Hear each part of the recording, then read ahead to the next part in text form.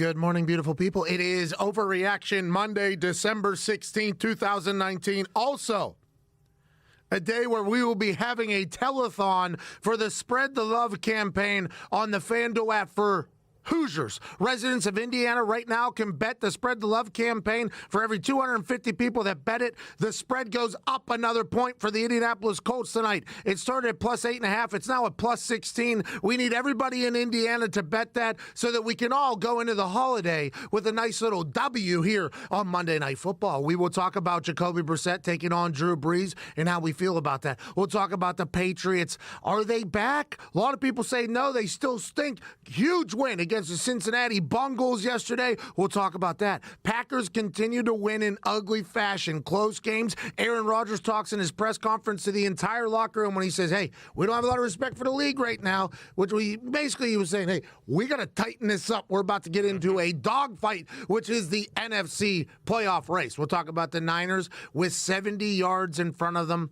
The defense let up a touchdown to Matt Ryan and Julio Jones to lose that one at home. Drops them from number 1 to number 5, although they will be playing the Seattle Seahawks. At some point, they can get back in there. A lot happened yesterday. Can't wait to chit-chat about all of it. Old Ducky Hodges experienced his first loss in the NFL last night. We were there. We were in Heinz Field. It was electric. Bills Mafia traveled in impeccable fashion. Wasn't a good night for the Duck. Potentially my fault for being there. That's what happens whenever I go into Pittsburgh sporting events. They normally get blown out. Last night was a little bit closer than we expected. I think that Buffalo Bills team really good. Yeah, they're pretty damn good. Really, really good. I don't think we've given them nearly enough credit. That defense, damn good. Now, they made Duck Hodges an undefeated NFL quarterback, potential MVP candidate, look amateur. Well, he's a rookie quarterback. That's going to happen. Right. Steelers defense looked damn good. But Josh Allen was making plays that I didn't expect Josh Allen to make. They got a good run game. Their defense is damn good. The Bills can make a run here, and they get to play the Patriots, who are not looking great. It's Overreaction Monday. We want your takes. We want your opinions. We want your questions. 1-833-622-3331. We'll be joined by Ike Taylor in the first hour, Mark Schlereth in the second hour. Life is only getting good here. Let's have a great one. Foxy, play some Chase Rice. It's the perfect occasion for a little vacation from the heart of the nation. Not your medication. 2 hours of magic. Let's give it a go. Ladies and gents, it's the Pat McAfee Show.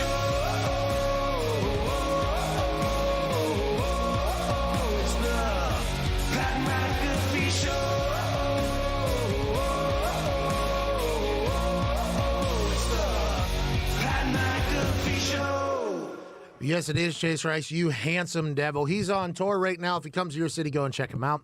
Ty, Foxy, Zito, and the entire SNY crew and I are here at Four Wheel Trade in New York City. Another gloomy, doomy day here. I guess it's a winter wonderland back in Indianapolis, as it was in Kansas City yesterday for that Chiefs game, who, by the way, the Kansas City Chiefs, they can win in a shootout. They can win on fast turf. And now they proved that they can win in the middle of a blizzard. That Chiefs team could be getting hot at the right time, especially in this AFC. It's going to be difficult with all those weapons that they have. And Andy Reid, a beautiful mind coming fresh off that bye week. They've been a very different team. And yesterday, with Tyrann Mathieu, that defense getting good, I learned a lot about that Kansas City Chiefs team yesterday. Yeah, if their defense keeps playing the way it has been, no one's going to want to play them in the playoffs. Everyone obviously knows about their offense, quick strike, mismatches everywhere. But if their defense starts playing, consistently like it has these last couple weeks, they're going to be an incredibly tough out. I think I said this, we said this, and we dive a little deeper into the things that matter that a lot of people shrug off as not mattering. Sure. When Tyrann Mathieu went after Ryan Clark on Twitter, and he said, keep that energy about talking bad about the defense, I think Tyrann Mathieu knew that they had a good defense. I think Tyrann Mathieu, the Honey Badger, knew that they were going to come together, and they've been doing so. And since that bye week, the offenses look refreshed, revitalized, and everything like that. They lost a couple games early to teams that we didn't think they were going to lose. Pat Mahomes gets hurt. Then that knee patella pops out, pops back in. He gets that bye week. They've looked like an entirely different team. And this AFC now is very interesting because the Baltimore Ravens, obviously the front runners. Obviously. Buffalo Bills basically won a playoff spot last night in that win over the Pittsburgh Steelers at Heinz Field on Sunday Night Football. Duck Hodges, rough night. That's our guy, though. You're going to falter every once in a while. He's a rookie quarterback. What do you want from the guy? Punter had a couple bad punts to us there. I mean, it was just a rough. I shouldn't have been there. I shouldn't have went. Defense, though. Defense Everything they was could. unbelievable. But the Bills basically have a playoff spot now, and they get a chance to play the Patriots here and potentially really do some damage. But let's assume the Patriots get in, especially after what happened with the Bengals there. The the Texans yesterday, that game against the Titans to basically win the AFC South was a damn good one. Mm-hmm. I watched that thing. It was a slugfest early. I mean, they were throwing bombs at each other. Massive plays would happen, then a turnover at the very last moment before scoring. Blocked field goal, the whole thing. And then in the second half, it became a little bit of a shootout. That Texans team, Rex Ryan said he doesn't believe in the defense, but the offense, whenever they run the ball, at El Guapo, is his Twitter name. He ran for 100 and some yards yesterday. Whenever they run 45% of the time, I guess the Texans are undefeated. And whenever Fuller and DeAndre Hopkins are on the field, Deshaun Watson is like number 1 or number 2 QBR in the entire NFL. So that team has weapons, but they get blown out of nowhere. Yeah. And that falls on the coaching, by the way. And I've said this before, and I think I'll say it again. Bill O'Brien potentially fired if they don't go on a big run here. Mm-hmm. And I said that in a production meeting. Get up this morning. They said, who's going to fire him? They don't have a GM. And I was like, good call. I was like, they were like, they don't have an owner either. I mean, it's son.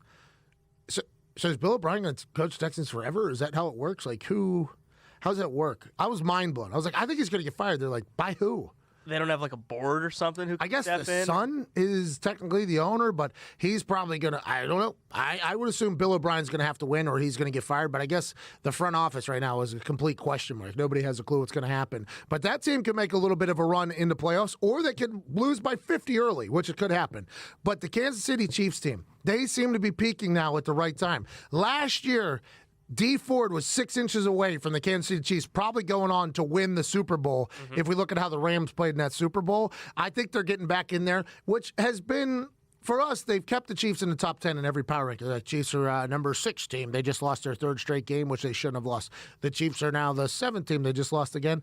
And it's because they have so many weapons. They have a good coach who has a good mind. And now that the defense is coming together, now that Patrick Mahomes is back to being healthy, that team could be a real threat in the AFC. But the AFC right now is Lamar Jackson's show. We all know that. But I'm excited to see it come together. Yeah, I mean, if they're one of those few offenses who you know that they have a very, very good chance to score on every possession. So they really only need to make like 1 or 2 opportunistic stops on defense. It's just very, very tough playing against a team like that, especially when they're all clicking at the same time. By the way, and now the NFC. The NFC is going to be awesome to watch. I got a bolo tie on today in the big city because Cowboys won the NFC East. Good for the Cowboys. The Cowboys have learned how to play football again. Yep. The Cowboys look like the team early whenever expectations were very high for the Cowboys going in this year. Every year they're overhyped. Every year they are sold because that's what Jerry Jones is. He's a promoter. The Dallas Cowboys yesterday look like a complete football team. Michael Lombardi came on the show on Friday and said, I got the Cowboys over the Rams. I said, what are you talking? Like, Mr. Lombardi, I trust you because you have a good record and all that stuff. But this is stupid. He's like, no, I think we're in a good spot. Jared Goff looked awful. I mean, he looked absolutely awful. I mean, it was just bad. That Rams team, I don't know what the hell. They lost a couple offensive linemen, but that team, they beat the Seahawks a week before that. And then they get mollywopped by the Cowboys. And if the Cowboys can continue to play like this, maybe they're peaking at the right time, by the way. Maybe all those weeks of Jason Garrett looking inept, all those weeks of Jerry Jones, every single word that he said being held on to on whether or not he was going to fire everybody, all those weeks of hell and all those weeks of clouds brought the sunshine. And maybe that sunshine is whenever you feed Zeke and when you get Zeke going and Pollard going and you've invested $400 million in the offensive line and the running backs, that opens everything up for Dak Prescott, who has a weapon who's like Tyreek Hill. He's not Tyreek Hill. Maybe back in the day he was a little bit closer. Tavon Austin finds some space. Amari Cooper's there. And Jason Witten's pulling rabbits out of his head. That Cowboys defense is coming together. Old veteran Sean Lee's making picks now. They're guiding the way. Maybe the Dallas Cowboys are getting hot at the right time. I know they're going to win the NFC East. They're going to beat the Philadelphia Eagles. Carson Wentz, very good football player. Okay, Carson Wentz is a very good football player. I think he's proven that on plenty of occasion. So I think he's elite. I don't know. 13 injured players. That's a lot. They're riddled with injury. And Carson Wentz has brought them back from the dead a couple weeks in a row. They've played 0 snaps with the lead in the last 2 weeks, and they've won both games.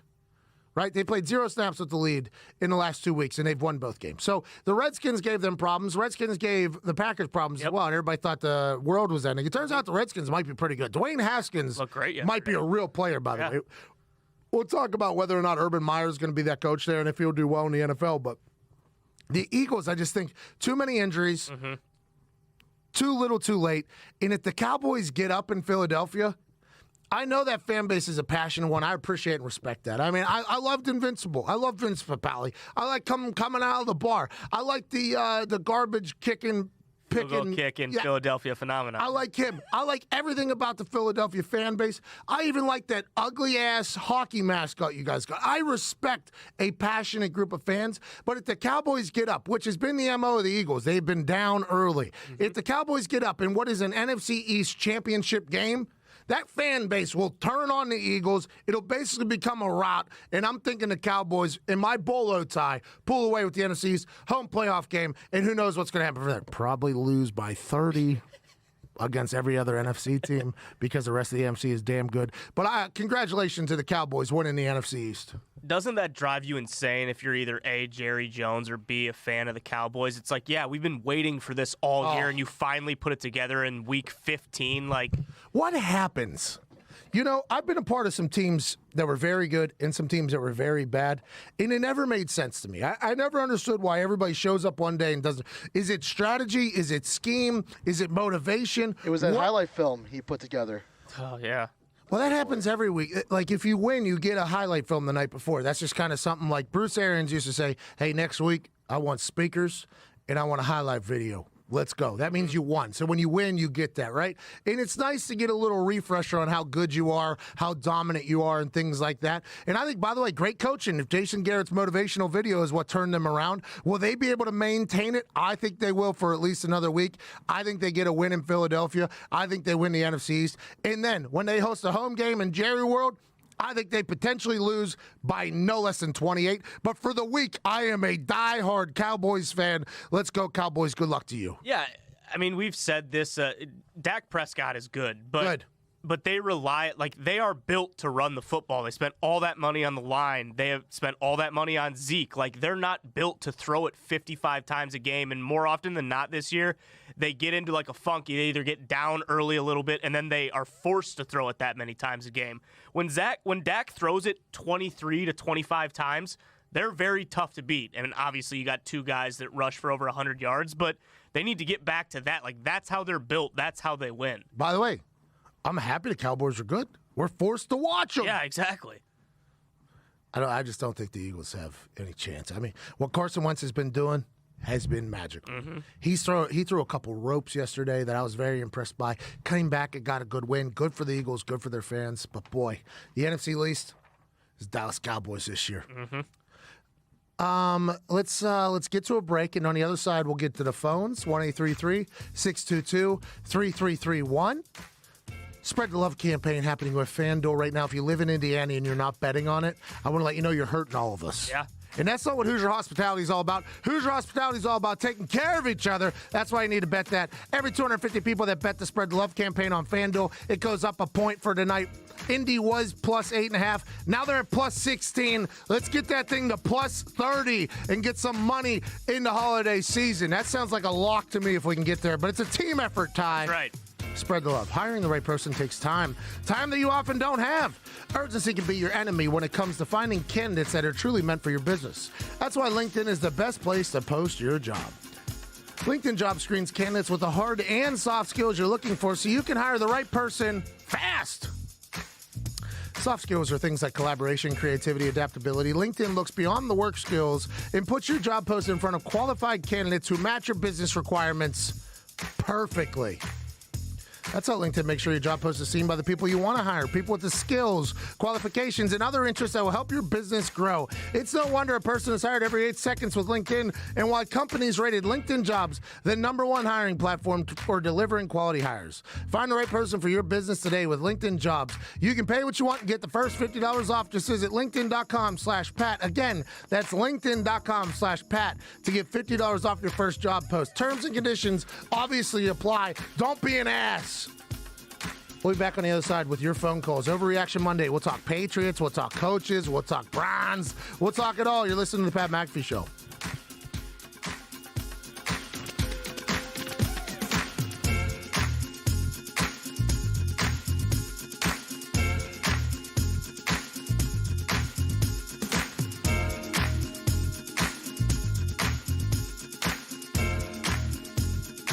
Ten years ago, I had an undiagnosed heart condition, and erectile dysfunction was actually the first sign that something was wrong. Luckily, I'm a doctor, an expert in sexual health, and Zach's dad. Not everyone has a doctor in the house, and some health conditions can be really tough to talk about. We started Roman to change that. Now you can go online and chat with a physician. And if treatment is right for you, we'll ship genuine medication right to your door. If you're experiencing ED, hair loss, cold sores, or other issues, let's take care of it.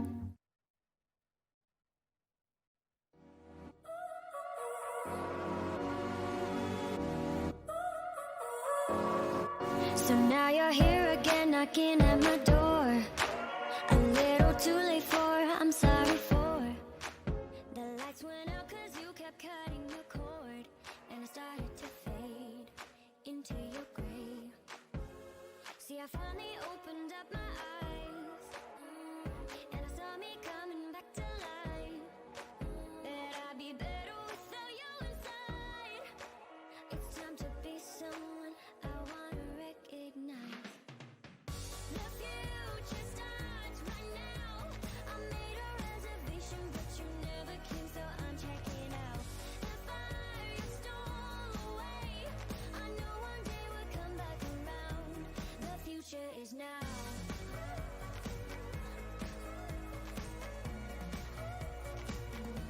The future is now.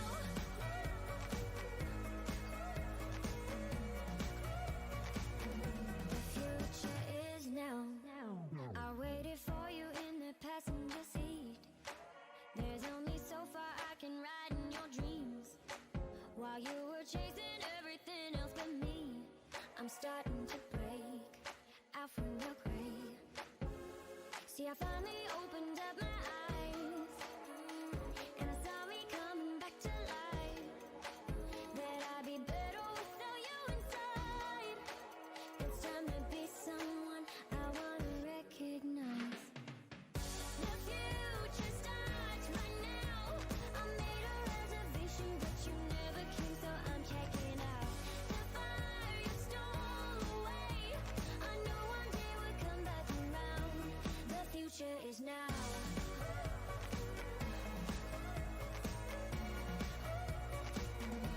The future is now.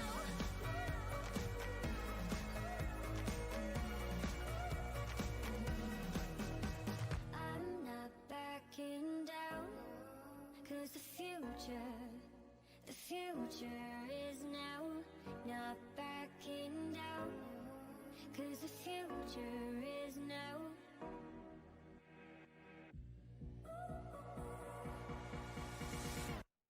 The future starts right now. I made a reservation, but you never came, so I'm checking out.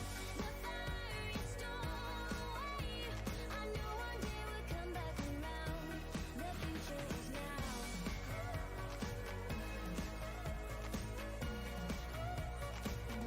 The future is now.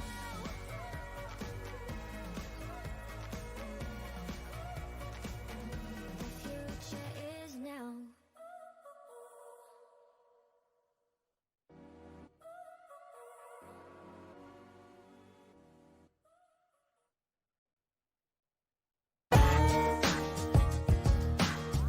Colonel Sanders has died like 6 out of 7 of the days we've been. Easy. That's a good point, though. Dun, dun. On this day in 1980, Colonel Sanders died in Kentucky. Guy went down with a ship there in Kentucky. Yep. Got to respect that. Rest in peace, Colonel Sanders. I don't know what he fried chicken. Oh yeah, secret recipe. That's right. You know, he franchised the recipe. That's how he made his money. Right. Smart Colonel. Welcome back to the Pat McAfee Show. 10:20 here on the Eastern Coast, 7:20 over there on the West Side. The West Side's where the San Francisco 49ers are. And the San Francisco 49ers dropped from 1 to 5 in the NFC very quickly after a loss yesterday against Matt Ryan and the Atlanta Falcons. And that defense giving up that touchdown at the end of the game. Yes, two very big emotional games with the Ravens and then the Saints.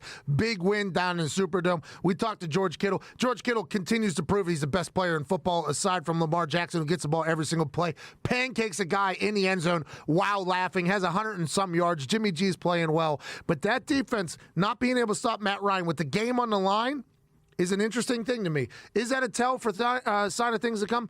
I'm not 100% sure of that. But if you would have told me in Week 7, Week 8, Week 9, that Matt Ryan and the Atlanta Falcons would be on their own 30 with one timeout, 1 minute 43 left, down 5 against the San Francisco 49ers, what are the chances of them driving down the field and winning it? I would have said none, because Matt Ryan can't throw the ball more than 15 yards down the field. He's going to get sacked 3 times. At least. Instead, though, the Atlanta Falcons get a win over the Niners in Santa Clara. And it's like, hey, I understand the emotional drop that could happen because of the two big games, having to travel across the country. I mean, massive emotional roller coasters they've been on with the Ravens and the Saints.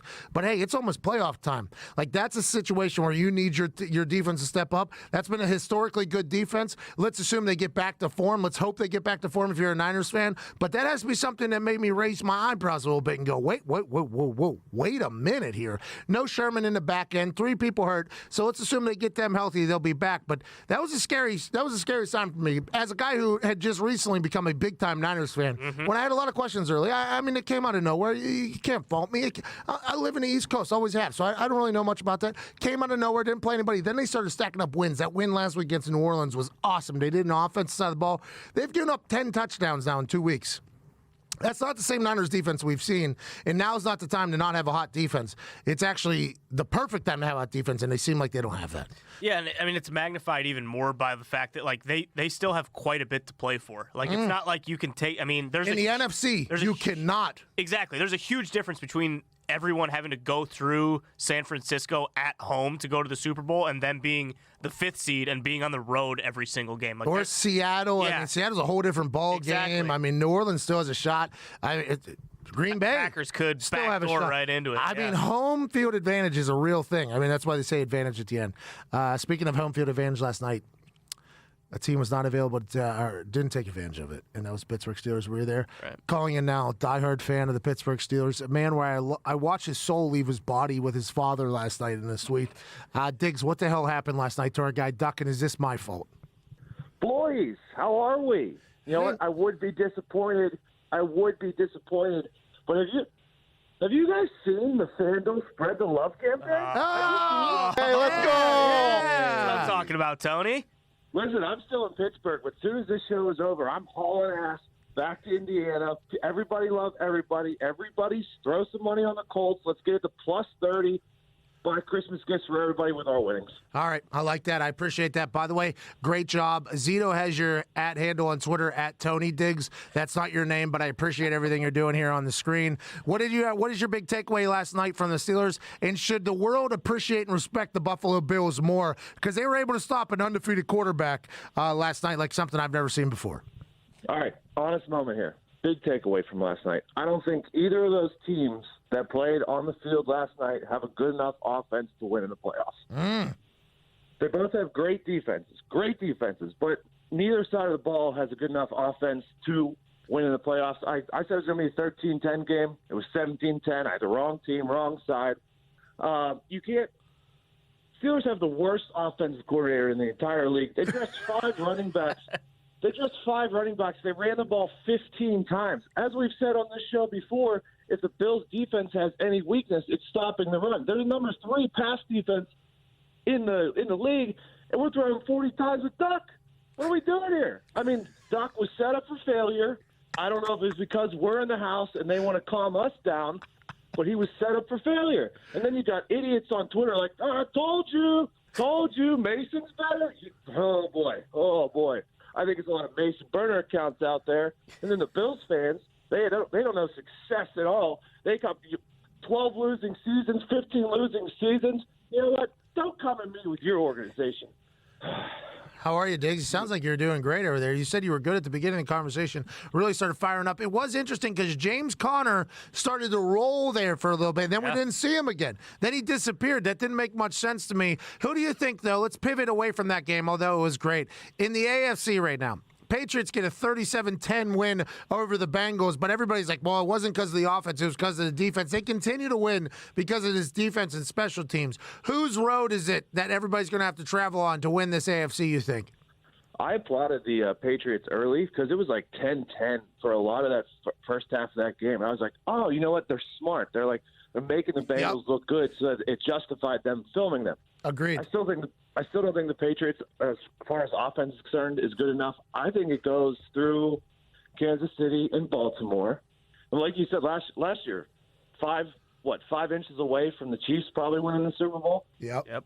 That defense is incredible, or not incredible, but it's getting better. The offense is incredible. Well, hey, that was Diggs. Tyron Matthew, if you're listening, that was Tone Diggs on Twitter. He's in Pittsburgh, Pennsylvania currently. He'll be driving across 70 here in the next hour or so. If you want to take somebody out, it's the Italian guy that just bashed that Chiefs defense. But as much as it pains me to say it, the Baltimore Ravens are good all three phases. I think Baltimore is easily the best team in the AFC. I agree. All right, Tone, safe travels. Sorry Duck couldn't get the win with us in the house last night, but we live to see brighter days, my friend. It happens. I love you guys. Hey, love you too, man. Drive safe, Tone. Drive safe. There's a storm out there. We might not be able to get out of New York, by the way. Right. Hey, happy winter wonderland to everybody in the middle of America that just experienced a snow globe dumping all over their Literally faces. out of nowhere. I mean, that Kansas City Chiefs one happened out of nowhere big. Indianapolis yesterday, as soon as we took flight, about 30 minutes after we left, half a foot of snow on the ground. Good for whatever God's just dumping all over. I know. I like snow, by the way, more than rain. So do I. I'm a snow guy more than a rain guy. Let's talk about what snow does to kicking because the Denver Broncos punter kind of dropped a snap, and then Colquitt struggled with snap as well. And I think the issue is everybody talks about the quarterback and wide receivers having to deal with the ball in running back. I agree. Punters have to catch a ball every single time you go on the field. And if you're not on the sideline, like getting your work in, and you can't wear gloves because it's wet. So sometimes gloves and wet are basically like oil and water. Mm-hmm. Is that right? Yeah, sure. Yeah, oil and water. I'm a scientician, bro. Sometimes gloves, so you can't wear gloves. So you have to kind of go barehanded. And you want to kind of keep your hands warmer than longer so you don't get as much work on the sideline, which is what you see happen. And if you don't have any moisture on your hands, you don't lick or something. Like I used to be obsessive with licking my fingers. It was almost disgusting. Like it got to a point where I'd watch the game back and I'm like, bro, you just licked your hands 13 times before the snap even got back there. But it's because you have to handle the ball with just the fingertips and it's a little delicate. The Denver guy drops the ball, bounces off the ground, picks it back up, punts it, gets a penalty. He could have scooted for a first down, decided not to, wanted to let the Kansas City Chiefs live a little bit longer. But for me, the weather, whenever the weather gets involved, that's why I'm intrigued by the Kansas City Chiefs. Because the ability to win in that weather last night, against yesterday against a team that was pretty good. They were hot. The Broncos were pretty hot. Now, we can mock them all we want, but they were a hot team going into that game. The ability to win with that weather and still throw the ball all over the yard. Tyreek Hill was still able to plant his feet and get good grip. And LaShawn McCoy runs in the snow, I think maybe better than any running back in the history of the NFL in the snow. They showed highlights of him against the Colts last year. I think he loves it. He's a PA guy. He's used to the cold. But the ability to win in that blizzard to me was very eye-opening for the Kansas City Chiefs. I like. Let's get to the phone, Zito. Who else do we got? Is Zito dead? Oh, you want to call? Hold up. He was busy back here. Coming in right now. Oh, geez, Zeke. Come on, guys. He's got a lot on his plate right now. A lot going on. Zeke's got a lot going on because it's just hung up on somebody. Attaboy, Z. Here we go. We got Chad from Mississippi. Chad, what's up, buddy? Oh, that's awkward. Did you do that? Did you just hang up on Chad from Mississippi right there? I think I did. I apologize, Chad. Call back. But hey, Zito, you should take calls during the break, not during live air. That makes sense. But we have Don from Philly. Don from Philly, what's up, dude? Hey, what's going on, Pat? Listen, I'm not from Indiana, but that concept is pretty dope, man. You know, get on FanDuel and spread that wealth because it's a really cool idea. Plus, you know, I'd like to thank you for turning me on to FanDuel because my actual real physical bookie, the person, passed away about 8 months ago. Oh, rest in peace. Rest in peace. Yeah, let's have a moment of silence. Let's have a moment of silence real quick. Yeah, his name is Jimmy. I mean, but FanDuel's cool though because it's a lot easier than dealing with an old Italian guy. Yeah, I agree. Hey, as a guy who has to deal with a lot of old Italian guys, I completely understand. Rest in peace to Jimmy. Happy you're on FanDuel. Spread the love campaign in Indiana. If you're not betting, you're a terrorist of Indiana. What do you want to talk about, Don? I took some shots at Philadelphia. I don't think you deserve that. No, that was warranted. I mean, you know, I've been with the Eagles all season, and but I will say this: 425 South Philly next Sunday, or this Sunday actually. Yeah, it's going down. It's going to be. I think it's going to be a good game. But I'll leave you with this. I'll leave you with two things. First of all, Mike Lombardi. He's a gosh darn genius. That guy. Unbelievable. Secondly, both the Eagles and the Cowboys this season. Whatever, from week to week, whatever you think they're going to do, whatever you think is going to happen, usually the opposite happens. And I'll just leave you with that, Pat. Hey, thanks, Don. That was honestly some of the deepest, most riveting breakdown I've ever heard. Yep. But that is the NFC East this year. The NFC East has been a toss-up of suck. Mm-hmm. Who's going to suck this week? Who's going to be good this week? The Dallas Cowboys team that we saw yesterday could have made a real run at this thing if they were able to play like that every week. Now, granted, that has to fall on the head coach's desk. That's just the way it is. Now, granted, you can blame all of the players, all 53 players, which probably warranted in a lot of cases, but to not have your team ready to stomp and run every single week falls on the coaching staff. And you said this, and Orlovsky said this, a lot of people have said this. That has to be so frustrating as a Cowboys fan to see that game yesterday and be like, where the hell has this been? Mm-hmm. But it's a good time to get that. Yeah. They still have everything in front. The Dallas Cowboys literally still have everything in front of them. They'll have a home playoff game if they win against the Eagles this weekend. Then they'll have to go somewhere, which a lot of teams have had to do, which could be very difficult. But for me, the Dallas Cowboys, if they can play like they played yesterday, they can make a real run at this thing. But nothing in their history of the 2019 season says that they're going to play like that ever again. Nothing.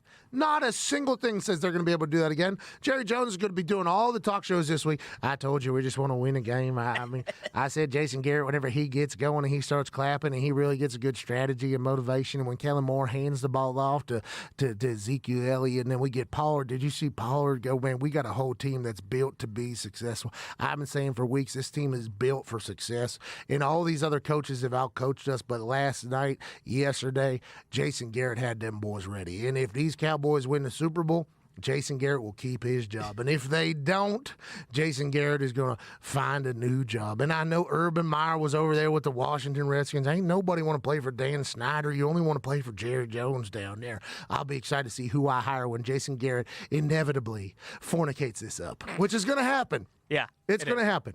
But the Eagles have been doing the same damn thing. So it's literally the battle of who's going to show up and who isn't going to show up. It's a battle of inconsistencies, and I'm excited for it. And the world gets to watch it on primetime television because that's the way the NFC East works. It's always on national TV. Yeah, if I'm a Cowboys fan, I'm really concerned about the fact that the Eagles' pass defense is so atrocious. So I think they're going to do number one in pass offense in the NFL, going against a bad defense. Exactly. If they're smart, they do exactly what they did yesterday against the Rams. They pound the rock, let Dak, throw 25 to 30 times. If he throws 50 to 45 to 50 times, they're going to get beat. They will. It's just the way it goes. Yeah. Carson Wentz been playing Superman over there for far too long. He was 11-11 yesterday in the fourth quarter, 2 tutters. He's very good. Yeah. 5 for 5 in overtime against the Giants. But then he sucks sometimes. Yeah, he's very inconsistent. So it's just, what do you want from me? I got a couple tweets saying now you think the Eagles are good, or now you think the Cowboys are good. Yeah, they are. This is Overreaction Monday. Exactly. They were good yesterday. Right. But next week, who knows? It's literally a craps game. You have no idea what's going. Snake eyes, 7, 11, or they're going to go on a run. You have no idea what these teams. And that, by the way, is coaching. Yeah. That's what that is. And that's anytime you have expectations here, and then reality is here, and then every once in a while you show that you could be there, and then you come back down here, that's an instant recipe for a coach getting fired. It's like, all right, here's what our potential is. Here's what we've been performing at. We're here every once in a while, then we're back down. We're here every once in a while, then we're back. That's why Nagy's going to be gone with the Bears because they've been showing up every once in a while and then they stink. That's why Freddie Kitchens is going to be gone because of that situation. And that's ultimately why Jason Garrett's going to be gone is because whenever the potential is high and expectations are high, the only thing that can happen is disappointment or success, like super success. And for them, has been a lot of disappointment unless we can turn around and win some games right now for the Salvation Army. One more phone call, Zeke, before we get to another break. Yes, sir. We have Hassan from Toronto. What's up, Hassan? Hey, Hassan here. How's it going, guys? I just want to say, if you live in Indiana and haven't bet to spread the love campaign on FanDuel, you're hurting the entire state and country. Yep, that's Thank right. you, let's Hassan. go, Thank you. Hassan. Thank you for Hassan, saying it. Hassan, I wouldn't say it, but you said it. Thank you for saying it. Thank you for saying that, Hassan. It's my responsibility as a neighbor to say it. Oh, I respect that, Hassan. What do you want to talk about, boss? First, I want to say that I've recently started watching football regularly solely because of Patty Mahomes. I think he and Lamar Jackson are great for the future of football. Agreed. And great for the global game of football. If you want to expand NFL into other continents and countries, why don't you take these offensive teams and have a point fest out there and tell people how amazing it is? Yeah, I agree. I think that's what it is. And because I started watching football recently, I've watched your show recently. It's amazing. I really love your show. I watch it every day after work. I can't call in because I'm at work, but you guys are doing an amazing job. Hassan, our guy. I think it's the only show I watch, like 2 hours long, right? And I like every minute of it. You dog. I think you guys are doing a great job. Keep it up.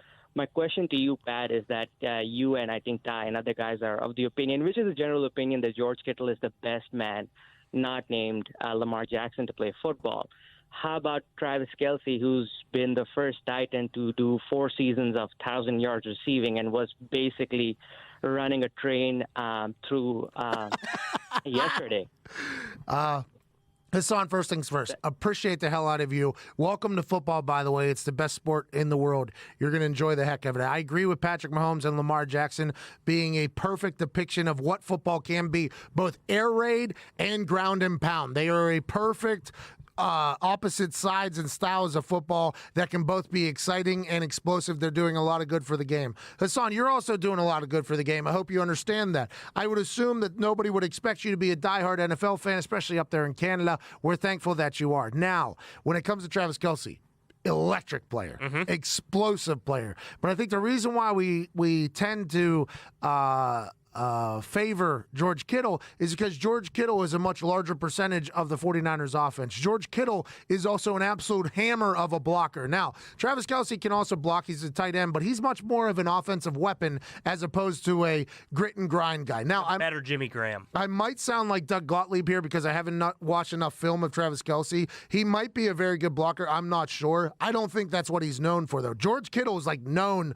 for being a dominant pass blocker, run blocker, and also a weapon off. Now, whenever you have all these other weapons, whether it's Sammy Watkins or Hardman now, LaShawn McCoy, Tyreek Hill, Patty Mahomes, you name it, as you go through that list of weapons, Travis Kelce is just one in the group. He's a very important piece of the entire group, but he is not the piece like George Kittle is. So that's why I think the world tends to look at George Kittle in a much higher fashion as of late than Travis Kelce. But I've been a Kelce fan for a long time. I think he's very good, and he's in a very good situation with a great offense that designs a lot of great plays for him. Yeah, absolutely. George Kittle's a little bit younger, too, so you look at, I look at that. And also, I graduated from Iowa, and so is George Kittle, so I'm always going to, defend him. So, and he also, it's not like you need to defend him. I think he is the best player in football, not named Lamar Jackson. He was laughing in that guy's face while he pancaked him. He's a lunatic. I've never seen a tight end, get to the second level and just destroy guys the way he does. Well, he's massive. He's an athlete. I mean, by the way, Hassan, there's only a couple people up in that tight end.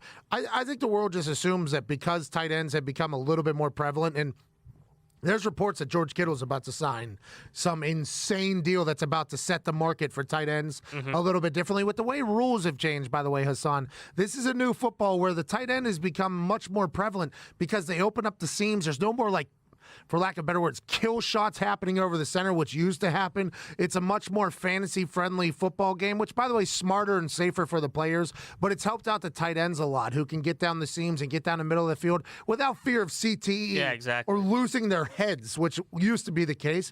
But there's only a couple really, really good ones. Everybody tries to have one. There's only a couple up there in the rare air, and I believe Kelsey is up there as a weapon. But when you talk about George Kittle, you're talking about just a guy who is basically that San Francisco 49er offense, both when they're running the ball and passing the ball. And I think that's why we kind of tend to him. And shout out to Azan, by the way, promoting the Spread the Love campaign right now on FanDuel. If you live in Indiana and you haven't done this yet, you're a terrorist to the state.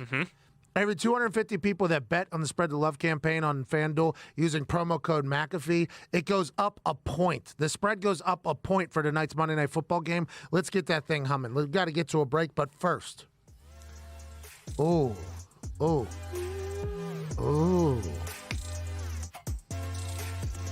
I think we got Ike Taylor, too, on the other side. Oh, yeah.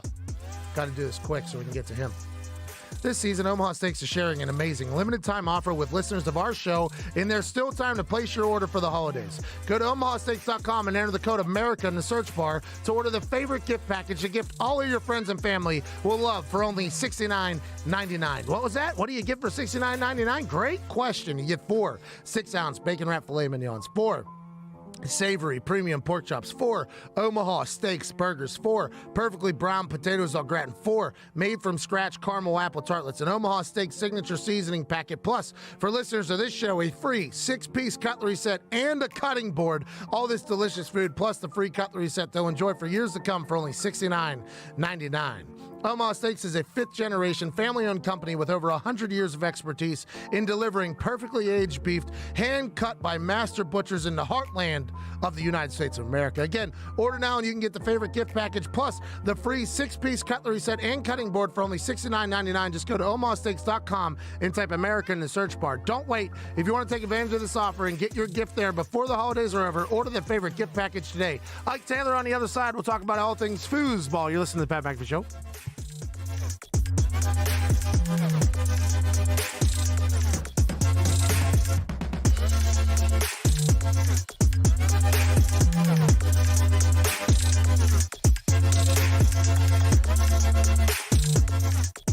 On average, people have to wait 29.3 days to see a doctor. Anyone living with erectile dysfunction, hair loss, or cold sores knows that kind of wait just won't work.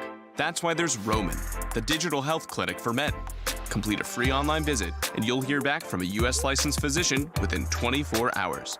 If medication is right for you, Roman delivers it with free 2-day shipping, always in discreet packaging.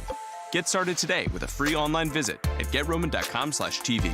Roman, let's take care of it.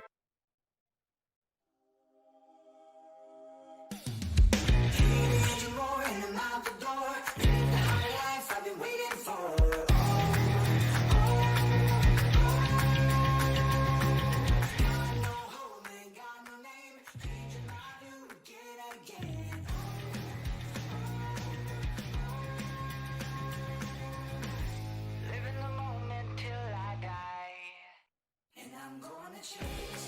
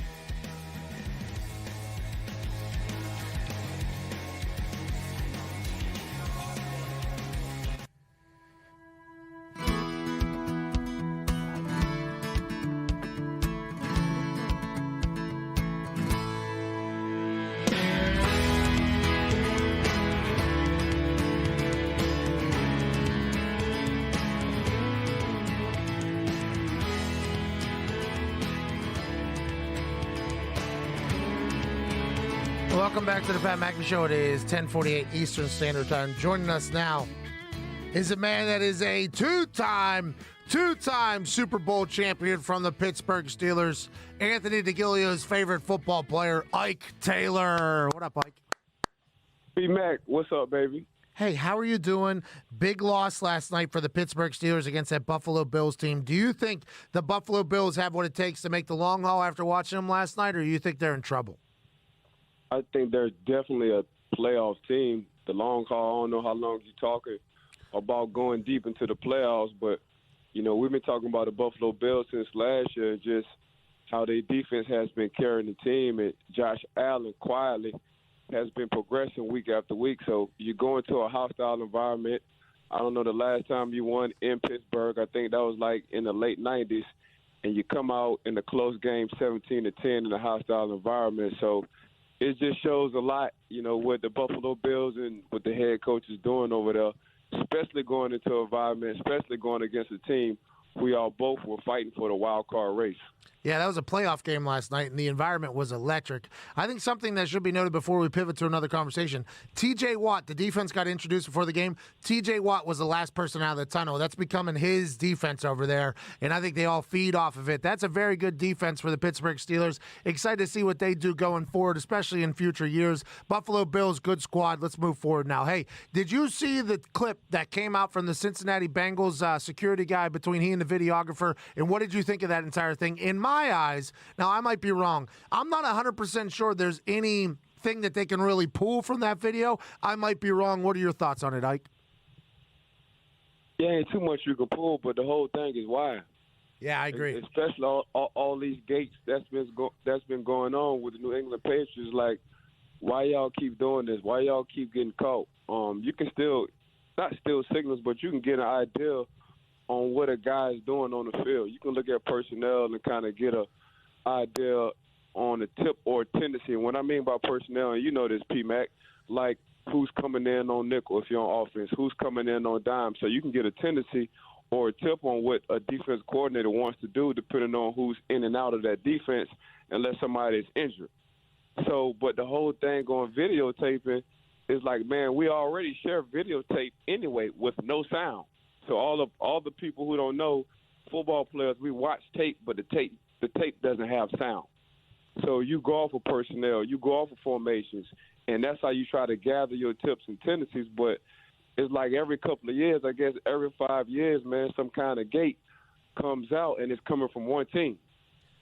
Yeah, and the interesting thing is the only other team that's ever been caught up in anything was Josh McDaniels when he was at the Broncos, who Josh McDaniels comes directly from that. It's so intriguing because they are the greatest dynasty in sports. I'm not just saying in football, but in sports. Do you think if this footage was a little bit more telling and people that actually know football and have been in football thought that there was more to get out of this, and it would be a much bigger story today? Because it does feel like it's not even that big of a story right now. People are just like, yep, that's the Patriots. Things like that are going to happen. Everybody who thinks they're cheaters are still thinking they're cheaters. Everybody that doesn't still doesn't. It's not that big of a story right now.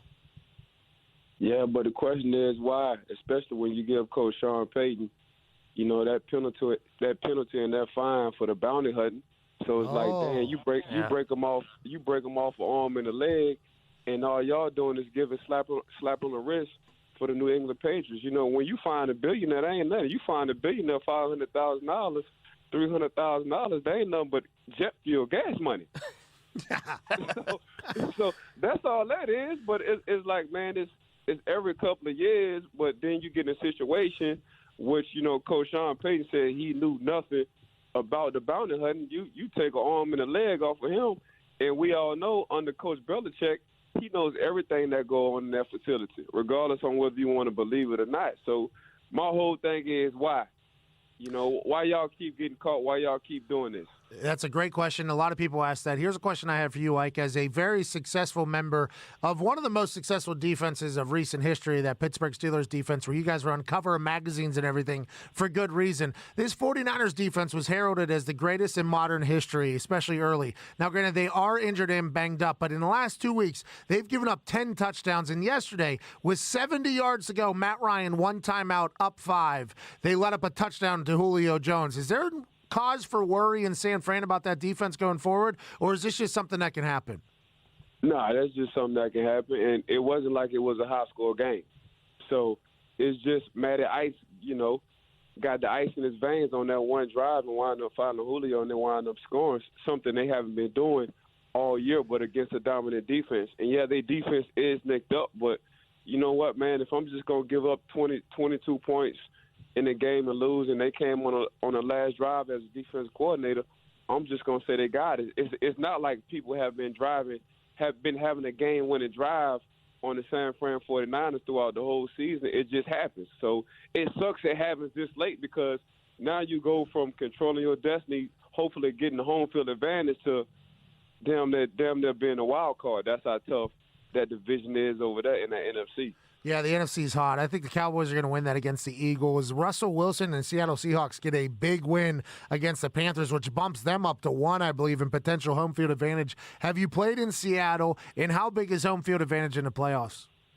Yeah, I played in Seattle. But I tell you, I know the Cowboys are America's team, but Steelers are the nation team because we just got everybody everywhere. So it was like, man, it felt like a home game. P-Mac, when we went to Seattle, it felt like a home game. The only thing is, man, you all the way over there on that northwest side, you damn near a couple of hours away from Canada, a couple of hours away from Alaska. You in a whole different world. so I'm like, man, where we at? Like the fish tastes better. The fish tastes like, man, it just came out the water when you go out to eat. So it's like, man, everything is fresh, everything is cool, but that stadium, that 12-man stadium, it's always rocking. So when you go in there, you best believe, man, you ain't playing against 11. You better add that 12 person. That's everybody sitting in that stand. That's why that home field advantage in the NFC is going to be so important. You got Lambeau potentially home field, Superdome potentially home field, Seattle potentially home field, and then San Fran can even win it back in. It's either a travel issue, a noise thing, or Lambeau, hallowed ground. I mean, it's going to be tight over there in the NFC. Ike, will you stick around through the break because we got to you late? Yeah, I got you, P-Mac. Hey, I'm going to talk to you about coaches that are probably going to get fired. Freddie Kitchens gone. Nagy probably gone. Jason Garrett probably gone. And if Urban Meyer will succeed in the NFL as a coach, I'm excited to chat with you about that. Also, everything else that's been happening in the NFL, Overreaction Monday. Need your calls, 1-833-622-3331. We'll see you on the other side. This is the Pat McAfee Show on a beautiful Overreaction Monday, December 16th.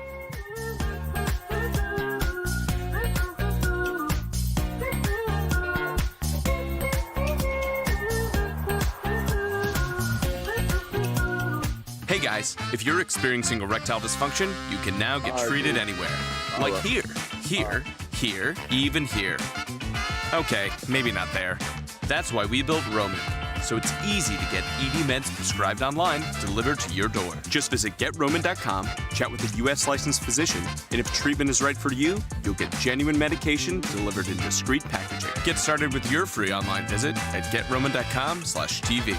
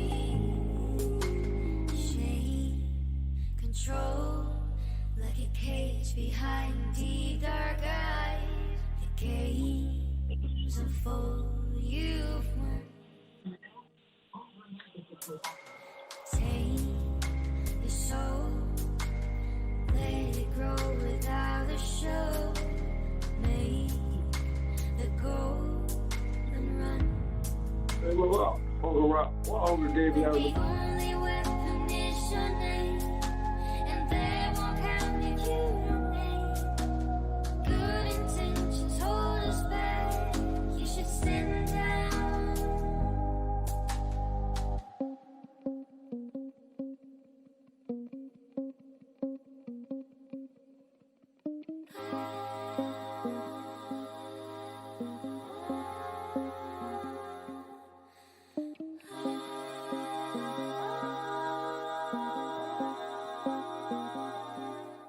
When the only weapon is your name, and they won't count if you don't name. Good intentions hold us back. You should stand down and let me attack. When the only weapon is your name, and they won't count if you don't name. Good intentions hold us back. You should stand down and let me attack. When the only weapon is your name, and they won't count if you don't name. Good intentions hold us back. You should stand down and let me attack. When the only weapon is your name, and they won't count if you don't name. Good intentions hold us back. You should stand down and let me attack.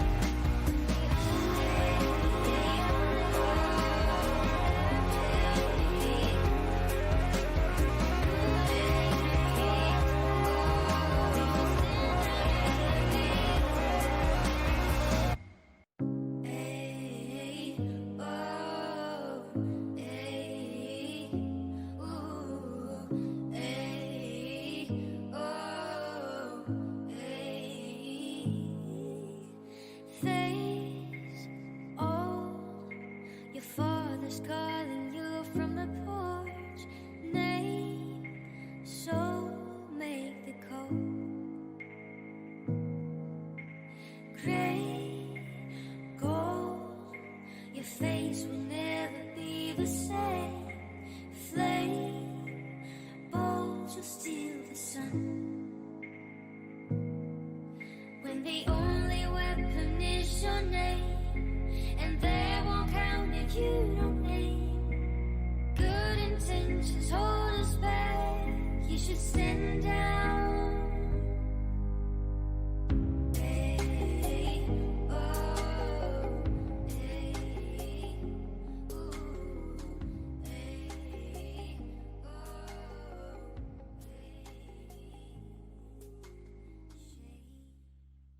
It's the perfect occasion for a little vacation from the heart of the nation. Not your medication, 2 hours of magic. Let's give it a go. Ladies and gents, it's the Pat McAfee Show. It's the Pat McAfee Show.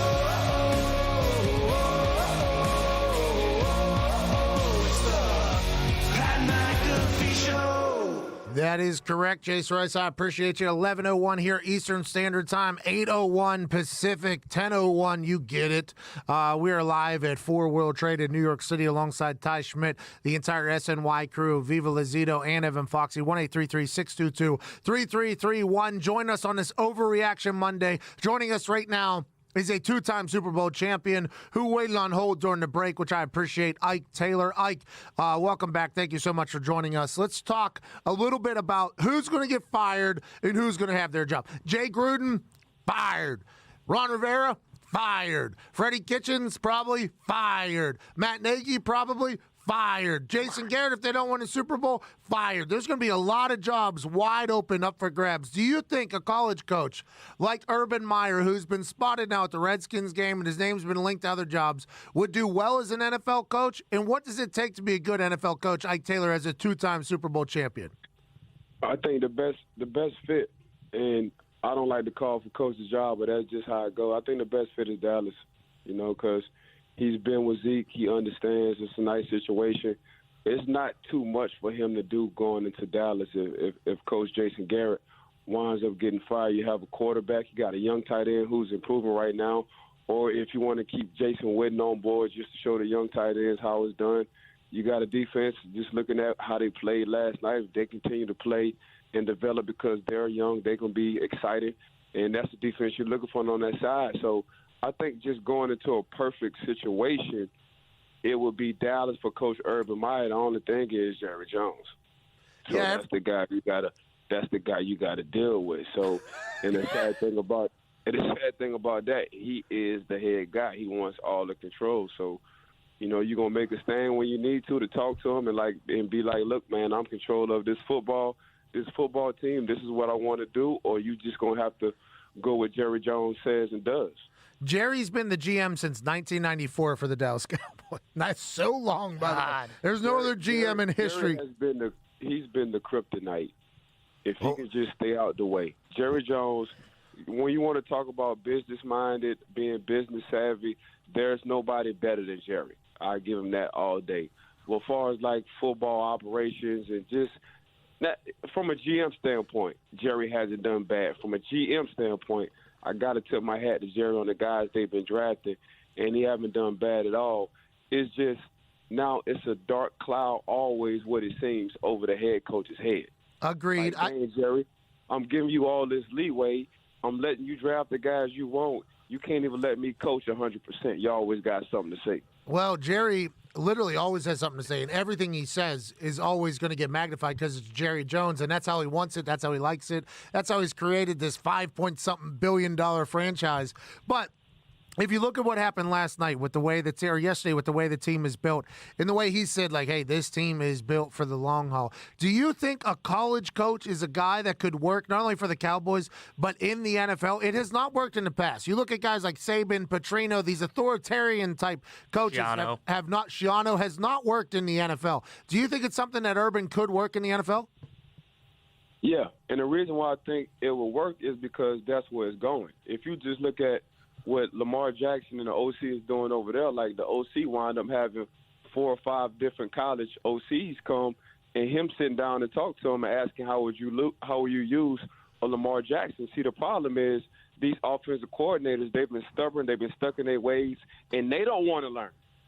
So now you have a head coach who's already in a college mentality, a college mode.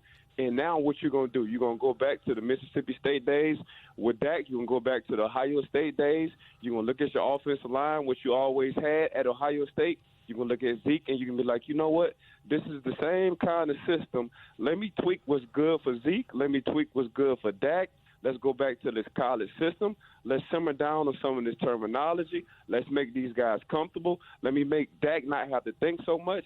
Let me get up all to Zeke and Pollard, and we're going to win some ball games. But when you have an OC who can think like that, yes, you're going to succeed. When you have all these old school OCs and they don't want to change and they're stuck in their ways and they get a personnel guy who can't do what they do or fit in their system, they don't want to change. So it hurts the Michael Vicks in the long runs. They hurt the Randall Cunninghams in the long runs. But when you see what they're doing with Lamar Jackson, when you have an OC who changes up his whole offensive scheme for a special guy like Lamar Jackson, you see what they're doing.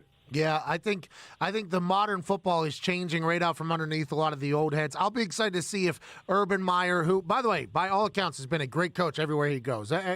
Whether or not scandal follows or not, he's been a great head coach. I'll be excited to see if NFL guys react the same way to him. That'll be a fun story to turn out. Okay, now, before we let you go, and we can't thank you enough for your time here, that Kansas City Chiefs win yesterday in that snow was something that I thought was awesome. I mean, the ability to win not only on a fast track, but also in that blizzard yesterday. LaShawn McCoy has this ability to control his body in slick surfaces that I don't think a lot of people have seen. Patrick Mahomes can throw the ball in that tough weather, which they're going to have to do in the playoffs regardless of where they have to go. Did you learn anything from that Chiefs team yesterday that makes you think, you know what, that team could beat the Ravens, the current Ravens, not the Ravens of the past that they beat where they were throwing 50 times, but the current Ravens in that AFC championship race? If it's snowing, they got action. Because we all know, Pat, you know, when it's snowing, you got action when you punting and kicking the ball. Oh, yeah. When it's freezing cold and it's raining, it's a little bit different. I don't know what it is with the air, so snow is fun to play in. You get your 7 studs, and what I mean by 7 studs, you get your cleats that dang near an inch and a half long and you're able to grip, you get Shady McCoy. We saw in snowstorms what he was doing in Buffalo. He was acting like he was ice skating, So Shady is just that kind of guy. When it snows, when it's around this time, you put Shady in the game. Patrick Mahomes, you just saw those guys in the pregame. Those guys ain't doing nothing but having fun. So an old head might be like, man, they're not taking the game serious or they don't want to win. No, this is a whole new generation. So sometimes as an old school guy, you just got to change and accept, man, this is how this generation, these guys relax before the game. Then when you see when they go into the game and the way they perform, you be like, okay, so they taking it serious, but they ain't taking it too serious to well, they feel like they playing stiff. So Patrick Mahomes and company, yeah, man, if it's snowing and it's clear, they got action. If it's raining, you know what Baltimore want to do. They want to run the ball down your throat, and they want to play good defense. That's so interesting to think about. I love snow so much more than rain, too. You just basically painted everything. But do you think with all their weapons that they're the only team that could beat Lamar Jackson in the AFC, or does this Houston Texans team that could sneak in, do you think they could give Lamar Jackson some problems as well, even though they got slaughtered by them a couple weeks ago? It's all about matchups. So I don't look at records. I think a team that can give the Baltimore Ravens problems is the Buffalo Bills. Oh. Like the Buffalo Bills play really good defense. They just need an extra running back. And we saw what Singletary is doing. Young Singletary, he lit up the Pittsburgh Steelers close to 90 yards. I think he had 87 yards on 21 touches. And we keep forgetting the Hall of Fame guy whenever he wants to retire, Frank Gore, what he's doing over there. So they play smash mouth when it comes down to the running game. And we forget that Josh Allen, like 6'5", 240. He's a big dude. Mm-hmm. Yeah, so it ain't nothing small, and he's athletic. So, they got a three-headed monster if they really want to do it. And you got Brown, who's coming into his own at the receiver position. But their defense, man, they being stingy. Them boys saying, man, give me that. We want that. They've been stingy. They Peter Panning everybody right now. So I look at matchups, and I think that'll be a good matchup because they got the same kind of recipe. It's just you have a special player at the quarterback position in Lamar Jackson. I like your wordsmith, my brother. You are out. It's Peter Panning, rob from the rich, give to the poor. I respect the hell out of it. They're the only ones that have been able to contain Baltimore, by the way. Did a couple weeks ago. Got a chance to talk to a lot of Bill's staff. They feel very good about their team, as they should. It was a great performance last night. Great performance today by you, Mr. Ike Taylor. I appreciate you, man. Hey, thanks for having me on the show, Pete Mac. Hey, cheers, man. It's two-time Super Bowl champion Ike Taylor. Good conversation there. Always a fan when he joins. Hey, if there's snow, they got action. That's a good point, though. It is. Snow is just a different animal. It almost feels warmer when it's snowing, by the way. When it's just rain, and I don't know, I'm no scientician. Okay, we talked about this. No math, but this no scientician. But it feels warmer whenever it's snowing than whenever it's just freezing rain. And same exact temperature. It just, everything feels a lot, it's more fun. I mean, it really is. Rain's just miserable. That's all it does here in New York, buddy. I know.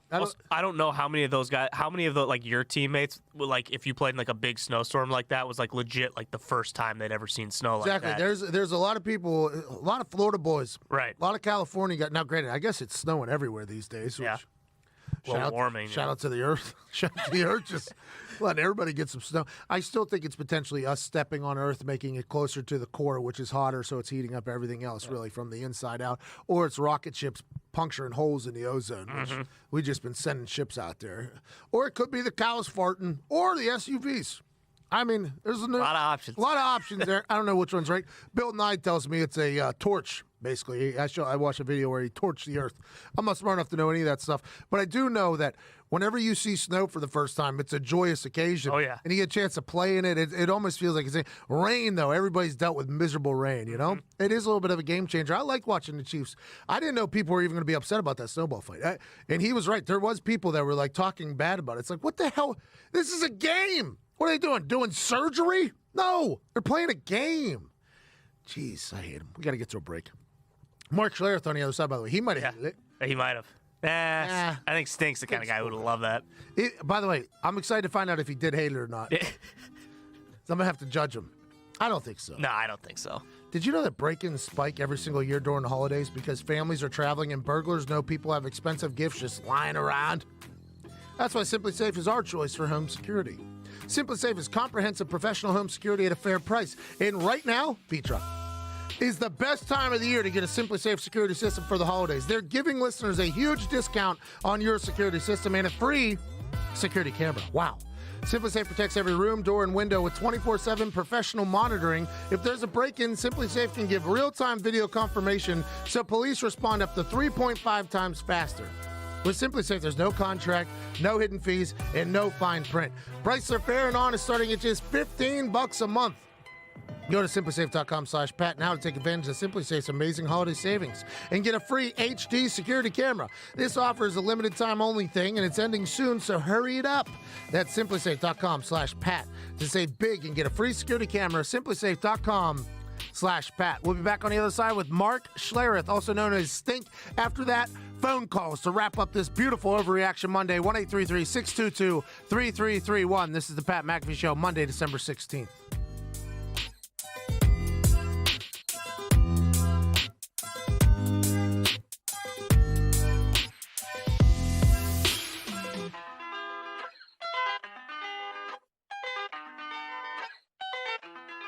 Ten years ago, I had an undiagnosed heart condition, and erectile dysfunction was actually the first sign that something was wrong. Luckily, I'm a doctor, an expert in sexual health, and Zach's dad.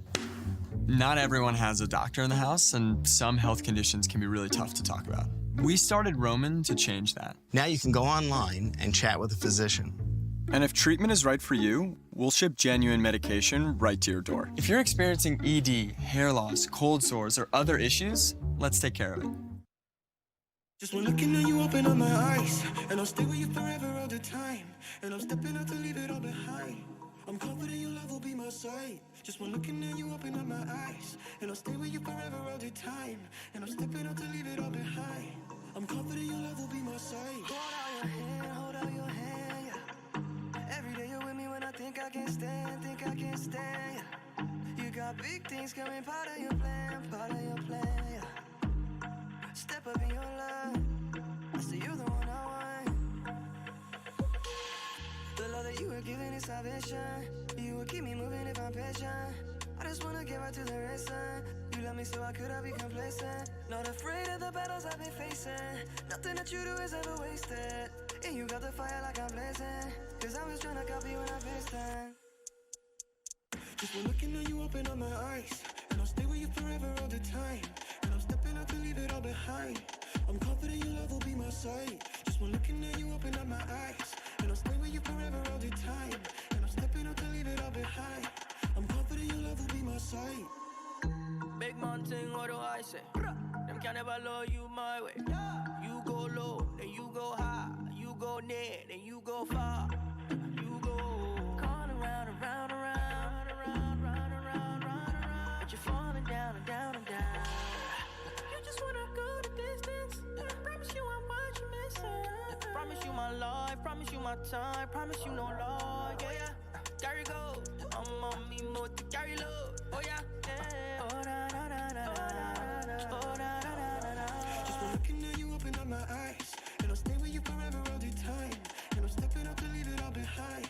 I'm confident your love will be my side. Just when looking at you, open up my eyes, and I'll stay with you forever all the time.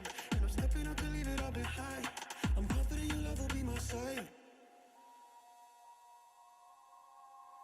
But sana sana nakupenda, roho yangu umeguza. Mungu nisho kama huyu ni mke wangu. Sana sana nakupenda, roho yangu umeguza, roho yangu umeguza. Yeah, yeah, yeah.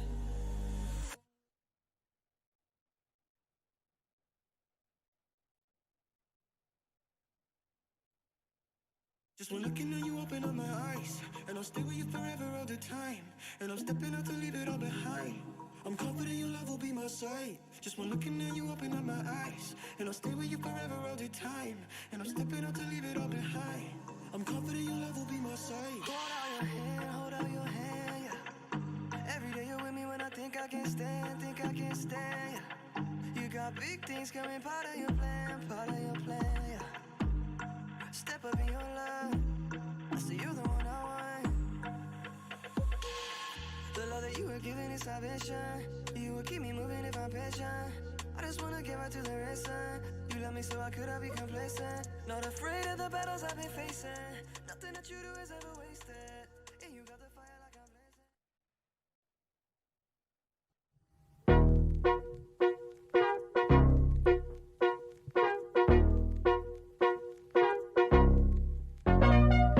Hold my hand and never let go, never let go. Welcome back to the Pat McAfee Show. On this day in 1773, the Sons of Liberty made some tea into Boston Harbor, which would obviously play a pretty pivotal role later on, a couple of years later, in this whole thing. Greatest called shot in history, July 4, 1776. Babe Ruth pointed that thing. We're out of here. Quite a war, and here we are in the United States of America. Good for us. Good for everybody, including New England, who gets a big win yesterday over the Cincinnati Bengals. That team, the defense is unbelievable. Stephon Gilmore running away, picking off the Defensive Player of the Year. I think there's other names that could pop up right now around the league. TJ Watt's a guy you could talk about who's been dominant, but they're probably not going to make the playoffs now. You can talk about Minkah Fitzpatrick, who's turned around the Steelers whenever he got there. They're probably not going to make the playoffs, though. Stephon Gilmore in that defense has one game for the Patriots. They've won the games for the Patriots, and he's the star of the show. Impossible to throw against him. Only a 12.2% completion rate or something Ridiculous. like that. Andy Dalton tried him a couple times last night. I don't know whose it is. Joining us now is a man who's a legend, a man who's a friend of the show, calls games, won Super Bowls, legend Mark Schlereth. What's up, Stink? How are you, buddy, man? It's always good to catch up with you. Well, Hey, you know what? You just mentioned T.J. Watt. Yeah. And you know what I was thinking? He got three brothers. I mean, think about that. Three brothers, all made in the NFL. They're all stars as far as I'm concerned. But here's what I don't understand. You got T.J. Watt, and you got J.J. Watt. Yeah. Why do you have Derek Watt? Shouldn't it be D.D. Watt? Like, what the hell happened there? Yeah. Was he just like the last one and you just got lazy? Or maybe it was the first one and you got lazy on the next two? Like, I can't give a whole name. Let me just go with initials. I'm exhausted from having all these babies. Like, I don't know what's happening there. Well, you know, I'm not going to question the Watt family because I think they did pretty good, but I do think they mailed it in a little bit with old Derek, who's a little bit different. Yeah. By the way, the only guy that's playing offense, too, he's a fullback. I assume you put him at D-end, he's going to wreck shop because that's what T.J. Watt does and J.J. Watt. Okay, I can't wait to get your take on this. Cannot wait to get your take on this. Kansas City Chiefs players were having a snowball fight before the game against the Denver Broncos yesterday. People were up in arms about it, but I learned a lot from that Chiefs team yesterday in that game, including the snowball fight with how loose they were going into the game. Did you hate it or love it? No, I loved it. Yes. I looked at them like, hey, like the Kansas City Chiefs, this is what they know. They've beaten the Denver Broncos now 9 straight times. Oh. We match up well with them. We understand what they are. They're not even close to us. And here's the deal. You know, everybody sits and says, well, how do you let Travis Kelce beat you for 11 catches or whatever the hell it is? And how do you like I'm watching that game last night. I get home from calling my game. I was doing Tampa at Detroit. So I fly home, and so I watched the game last night because I got to come into my radio show here in Denver and talk about it.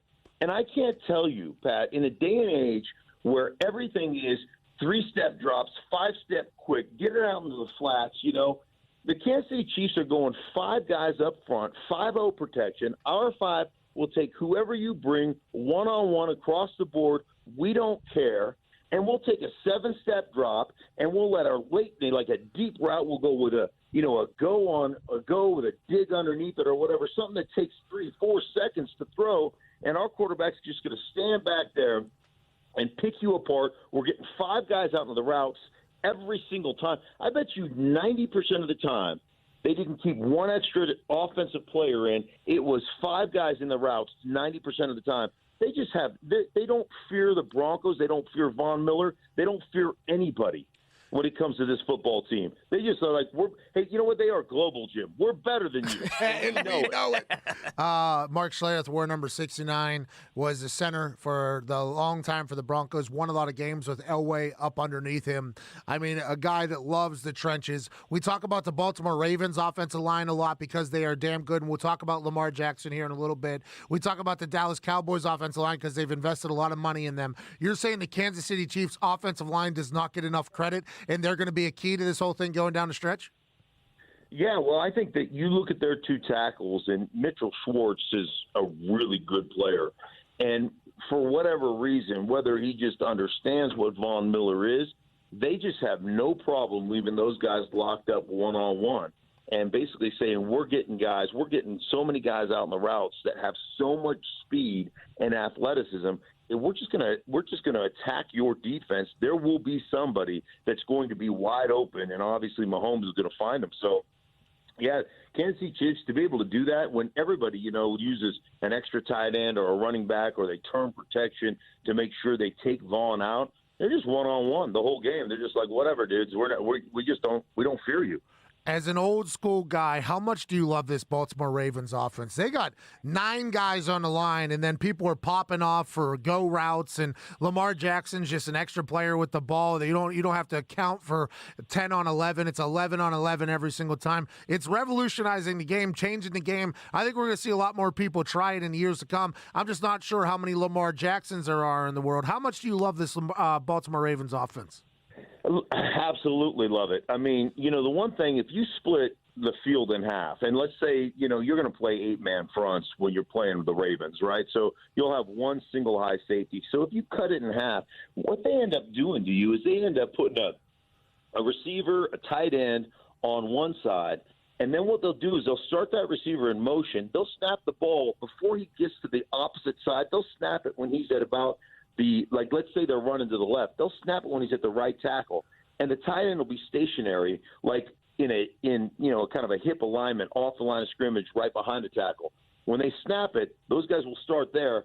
At the end, they'll line up and they'll be over on the left-hand side. And then you'll have Lamar Jackson faking a handoff to the running back.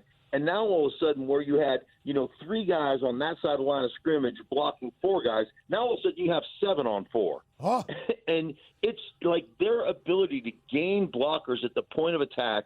They don't worry about blocking the backside. And then the other thing they've done is they've really melded their passing game with their running game, and they've eliminated things that are standard operating procedure in the NFL that Lamar Jackson doesn't throw as well. So you get a lot of what they call X drifts on the backside off of play action. So it's just a single receiver running a little drift route at about 12 yards. You got one route you're throwing, and then they run a bunch of vertical routes, and he throws them exceptionally well. And because you get so much man-to-man coverage and you get so many 8-man fronts, you run 4 verticals against a cover 3 with a single high safety, and you're going to eat up the seams. Like that safety can't cover both of those vertical routes, and you get a bunch of one-on-ones wide open, and he is absolutely dealing. He's just eviscerating defenses. So, what they've established for him, what they've put together as an offense for him is unbelievable. I'll tell you the other thing is, complementary football-wise, they match it with their defense. Their defense is going to blitz you 100% of the time because they know, you get done with the first quarter and you've had 2 possessions, and you're like, shoot, a normal game is 12 possessions. We've had 2. We're down 14-0. Now all of a sudden we've got to throw it every time. And now all they're doing is bringing the wood and letting their corners play, 0 and say, hey, we're going to come after you. I just love the mentality of we're going to punch you in the face. And if you can beat us, great. But you know what? You're going to come right away limping with a bloody nose. And that's who the Ravens are. They are, I mean, they're bullies. They're an absolute schoolyard bullies. Structuring the defense around having a lead, it can have a lot of success. The Colts did it for a long time. They get Dwight Freeney and Robert Mathis. Judon is their guy right now. Let's assume they're going to bring in another pass rusher, too, if they understand that this offense is going to continue to go. Now, let's talk about the AFC. Let's pivot here a little bit. Stink, there's a little controversy in the NFL world with some cameras and videographers coming from a dynasty, the greatest dynasty in the history of sports. Is there anything to make from that whole thing, or do you think it's just bad timing by a guy who didn't know what the hell he was doing up there in New England? I don't think anything is by accident. Oh. I find it hard to believe that you put yourself back in that position. Yep. But, let me ask you this. Those white-collar crime Wall Street guys, how much is enough? Those guys don't quit cheating when they're billionaires, right? They're like, well, I can become a multi-billionaire. or I can become right. So they don't stop cheating until they get caught. And the bottom line is, the thing that was fishy for me more than anything else is as soon as the videographer was caught, he goes right into, well, I can delete it. Yeah. Like, well, then you knew something was askew. And I just tell you, I always look at those situations and say, hey, I'm not asking you to do it. I'm not demanding that you do it. But, if some video rolled across my desk that had some hand signals on it, I'd certainly take a look at it. I don't know what's going on there, but that video certainly does not look well. I don't think it bodes well for the New England Patriots based upon their past history. Hey, Stink, there's a great quote that says, pigs get fed, hogs get slaughtered. And that is the essential agreed, my friend. Everybody has it. Let's stay with the Patriots. That offense, they get a big win, 37-10 over the Bungles yesterday. But a lot of people are saying the Patriots offense didn't have much to do with that. Gilly Lock, Stephon Gilmore in the defense. Yeah, N'Keal Harry showed up. In my eyes, there was a couple throws Tom Brady made that made me think, like, okay, he's still got it. They can still go deep. They've been doing a lot of dink and dunk. They lack that explosive play. Does this team have what it takes to make another run at the playoffs, or is the dynasty of all dynasties dead in the NFL? Yeah, I won't until they're buried. We just have this propensity or this desire to throw dirt over the top of a body that's not a corpse yet. They're just like, let's just throw dirt on Tom Brady. He's going to die. It's like the scene from what was it? It was Monty Python's Holy Grail. Bring out your dead. Bring out your dead. I'm not dead yet.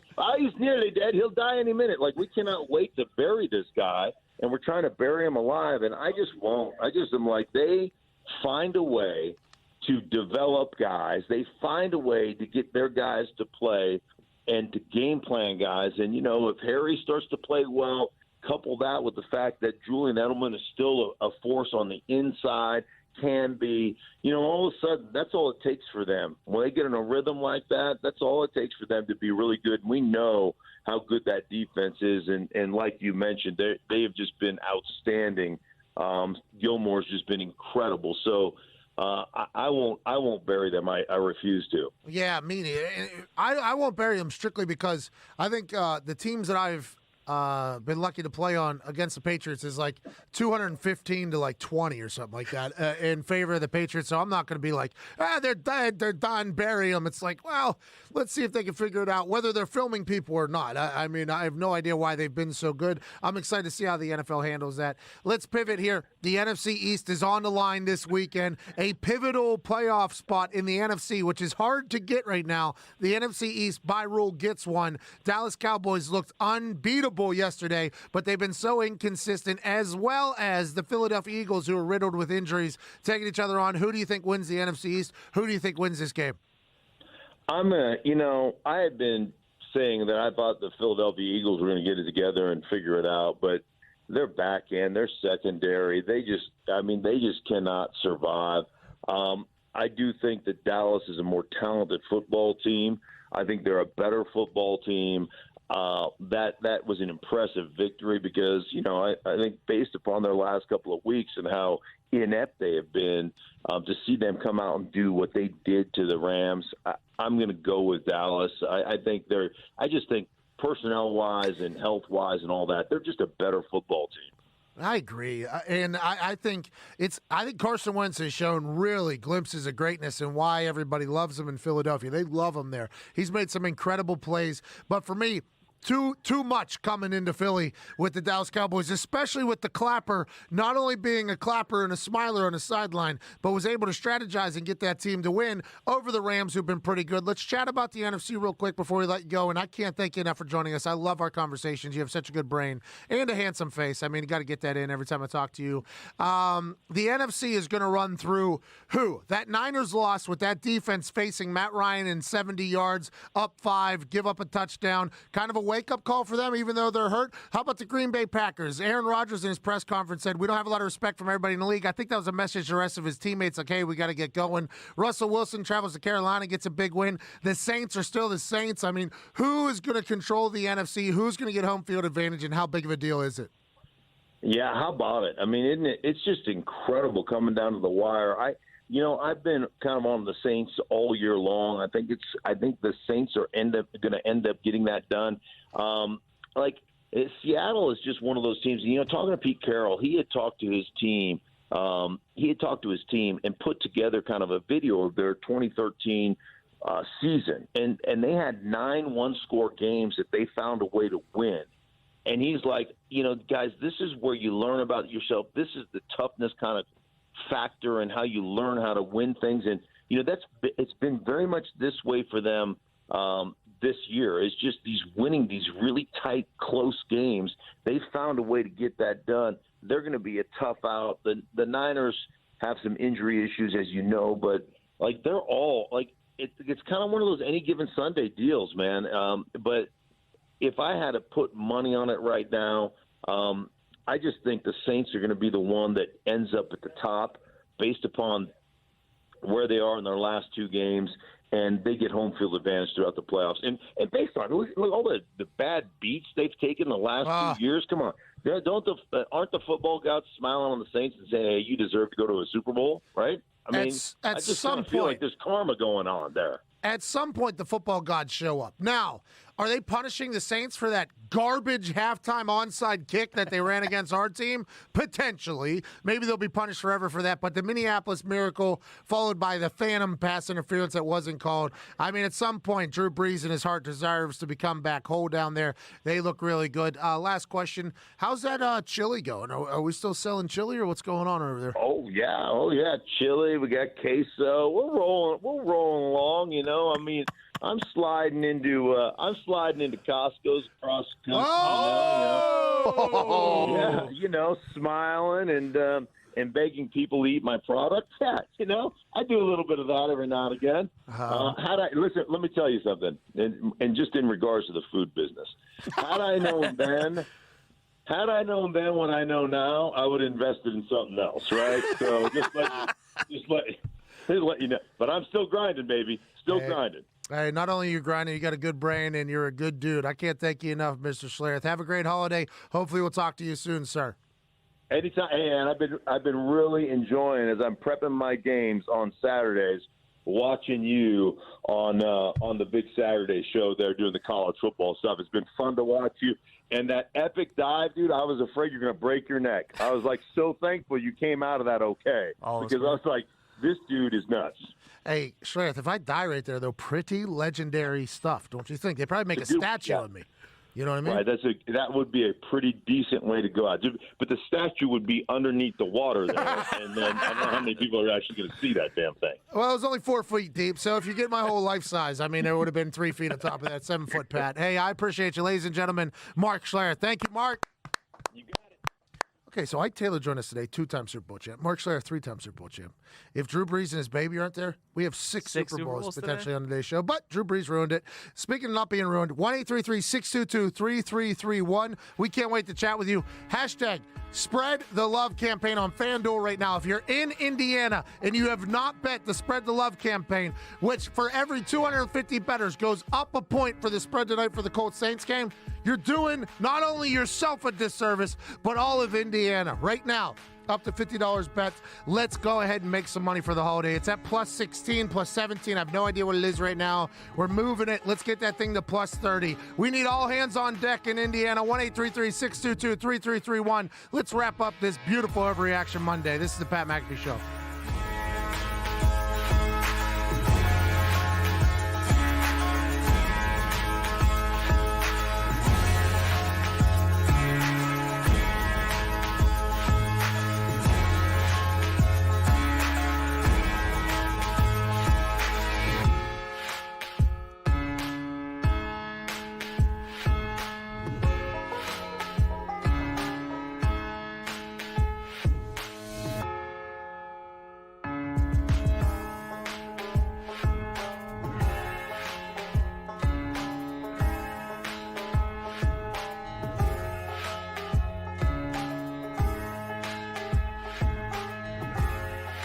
On average, people have to wait 29.3 days to see a doctor. Anyone living with erectile dysfunction, hair loss, or cold sores knows that kind of wait just won't work.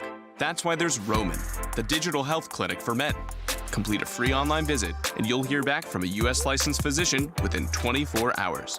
If medication is right for you, Roman delivers it with free 2-day shipping, always in discreet packaging. Get started today with a free online visit at GetRoman.com/TV. Roman, let's take care of it.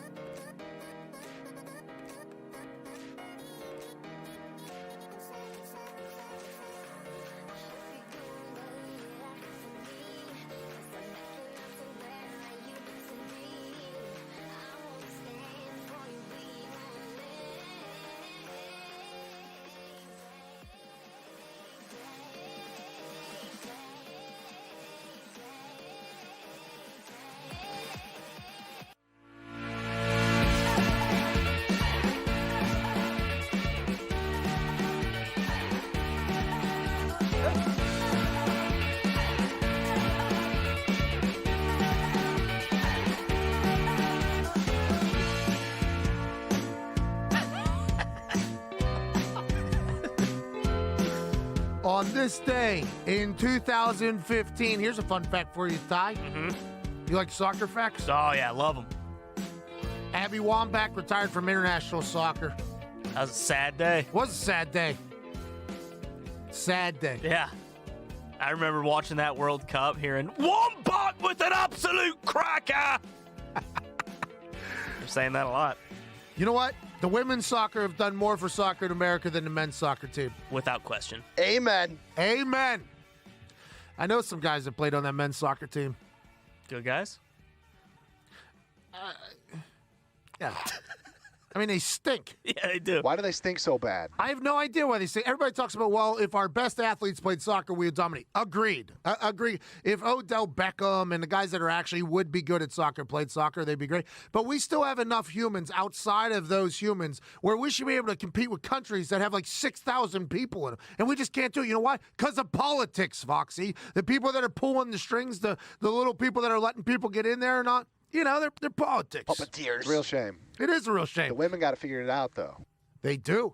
And our women, by the way, just beat the hell out of people. Much better than every other country in the world. I absolutely love that. Maybe the soccer team would be good one day. I don't know. I was on the track. By the way, I was on the fast track to do that. And you wouldn't have wanted to. I don't think that's a lot of running. Go to Kenya and get blasted in pool play and not even make it to the next round. Why do they stink so bad? I think it's coaching. I think so, too. But the coaching is also how you get the out scouting, too. You know what I mean? Exactly. It's all lumped into one. You got a bunch of bums in there. Because those guys get to pick, like, what formations they want to run, and that dictates the players that they take. I remember, like, Landon Donovan, you know, almost didn't make it. No, didn't? Yeah, didn't make it. Got cut from the team when the German guy came. The Jurgen guy was like, didn't you get born on an American military base over there? Yeah, you come play for America. You give no damns about the American people. You come. Anyways, Overreaction Monday, we're back. 11:44. Spread the Love campaign on FanDuel. We need everybody in Indiana betting this. We're currently at plus 20. It was originally plus 8.5. Every 250 people that bet, it goes up a point. We're at plus 20. In the last 10 minutes, so we're going to try to make it bigger. Also, questions, answers, takes from listeners. 1-833-622-3331.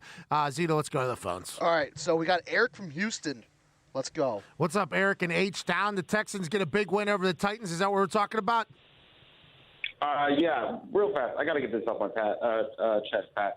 If you're in Indiana right now and not helping with the Spread the Love campaign, you are a stitch on salad. Okay, all right, Eric. Well said. All right, Eric, what do you want?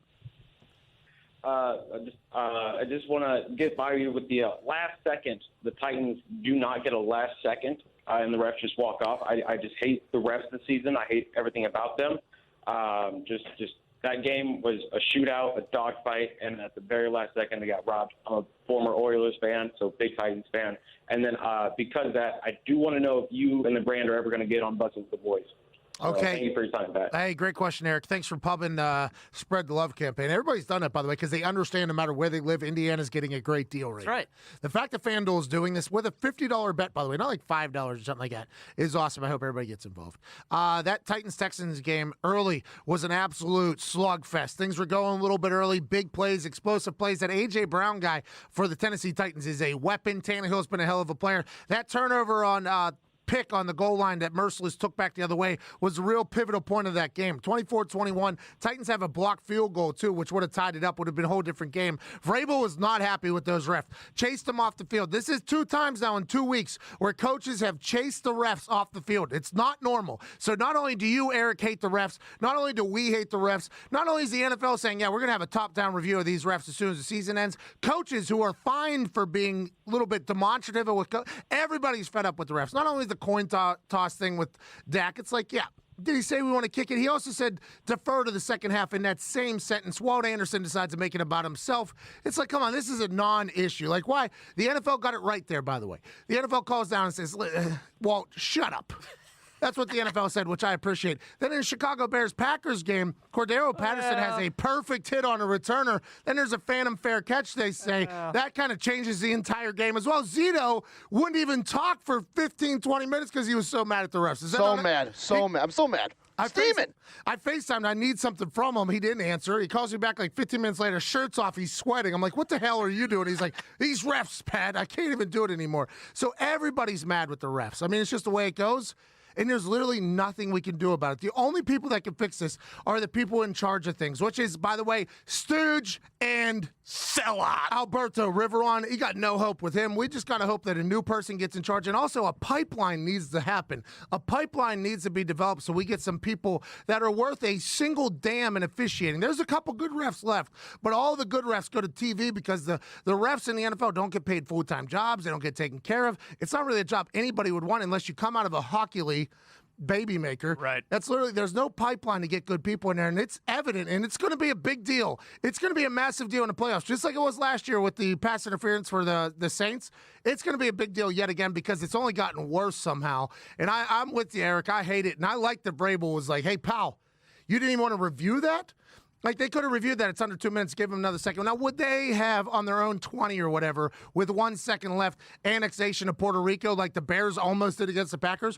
Possibly, but I think Vrabel just wanted a shot at it. Last week, Brian Flores almost decapitated a referee as he gets a phantom call down to overturn a pass interference. I mean, it's been an absolute cluster blank. And I almost said the It Show. I mean, it's just been a nightmare for $1 billion company. They got to figure it out, and I think they realize they got to figure it out. Early in the year, they were acting as if everything was fine. Well, it's going according to plan. We've looked at the numbers, and then as the season's gone on, they're like, oh, these guys stink. They're going to have to turn around. Who else we got there? We have Connor from New York. Go ahead, Connor. That boy, Connor. What's going on, pal? Hey, how's it going, boys? Hey, not too shabby, Connor. How are you?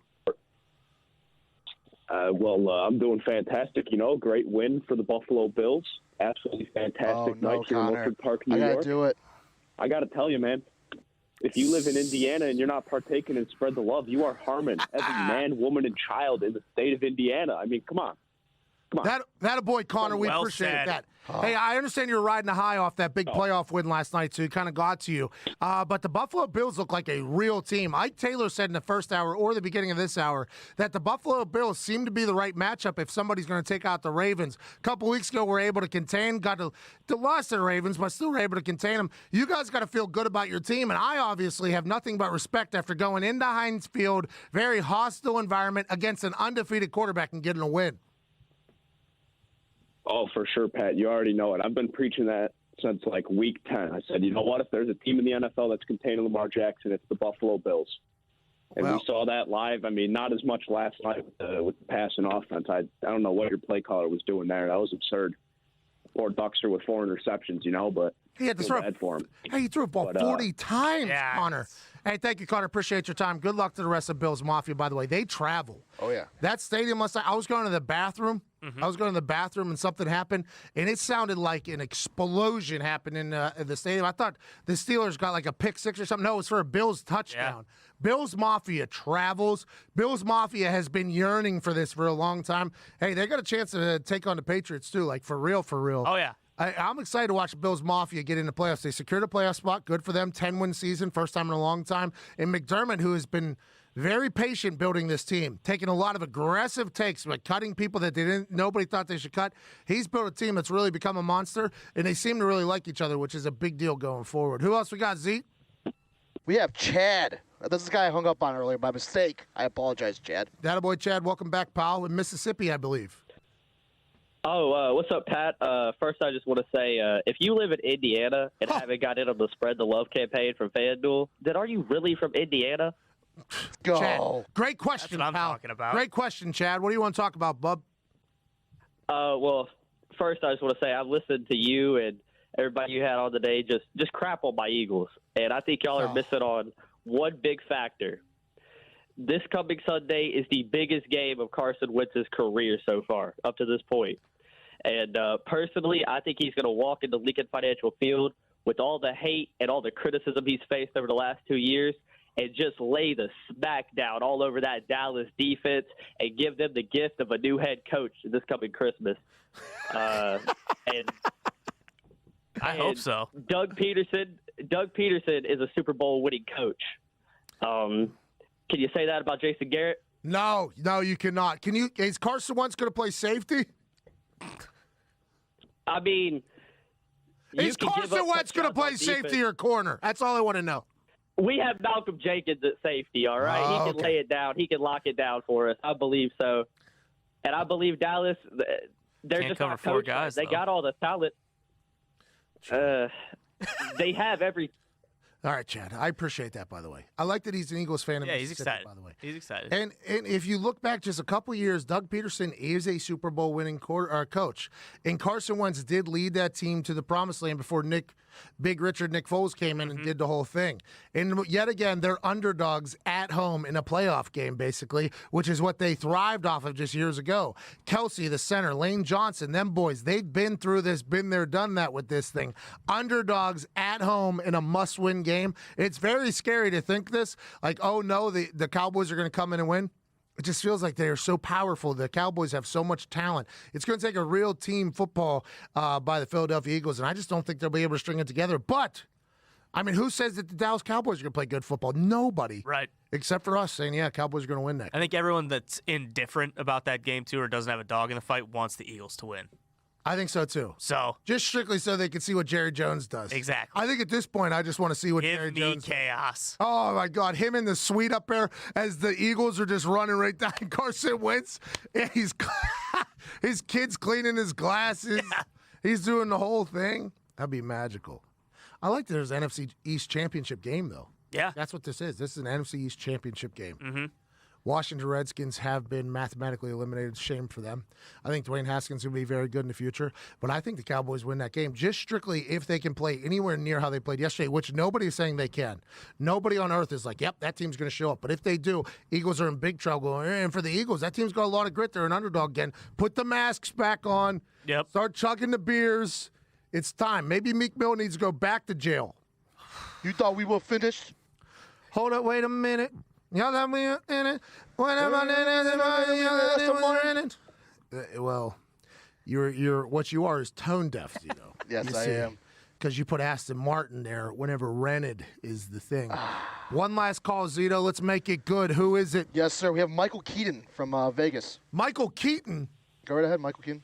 Batman? I'm not wearing hockey pads. Oh, no. No. It's just Keaton.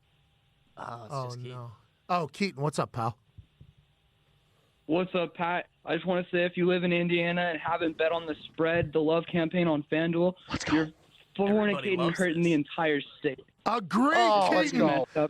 Keaton, did somebody tell you to say that, or you agree that this is such a good deal? I think it's a good deal for the whole state of Indiana, but Zeke was hammering it on the. Oh, come on! Keaton. Come on, Michael. What do you want to talk about, Mr. Keaton? In the offseason, you were talking about potentially kicking field goals for the Bears. Yeah, but And obviously, you were a punter when you played in the NFL. I just want to know if you think there are any guys in the league now who could punt and kick field goals. Great question, Keaton. Ty Long did that earlier this year. It's very difficult to focus on both of them. It is very difficult because it's two very different swings. It take a lot of wear and tear. I think somebody will be able to do it at some point, though. Somebody's going to save a roster spot and let it happen. I'll be excited for that day. But for us from New York City, go do the Spread the Love campaign if you're in Indiana. We'll see you tomorrow. This has been the Pat McAfee Show on Beautiful Overreaction Monday.